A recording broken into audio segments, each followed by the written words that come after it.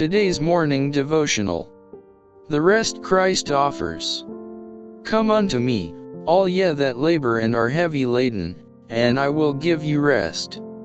Matthew chapter 11 verse 28. There is a condition to the rest and peace here offered us by Christ.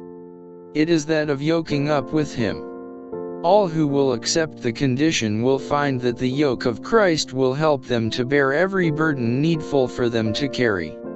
Without Christ at our side to bear the heaviest part of the load, we must indeed say that it is heavy. But yoked with Him to our car of duty, the burdens of life may all be lightly carried. And just in proportion as man acts in willing obedience to the requirements of God will come rest of spirit. Meekness and humility will characterize all who are obedient to the law of God, all who will wear the yoke of Christ with submission. These graces will bring the desirable result of peace in the service of God. God knows that if we were left to follow our own inclinations, to go just where our will would lead us, we would fall into Satan's lines and become possessors of his attributes. Therefore the law of God confines us to the will of one who is high and noble and elevating. He desires that we shall patiently and wisely take up the duties of service. A soul in submission to the will of the Father will develop the character of a rebel. The service is looked upon by such a one in the light of drudgery. It is not rendered cheerfully and in the love of God. It is a mere mechanical performance.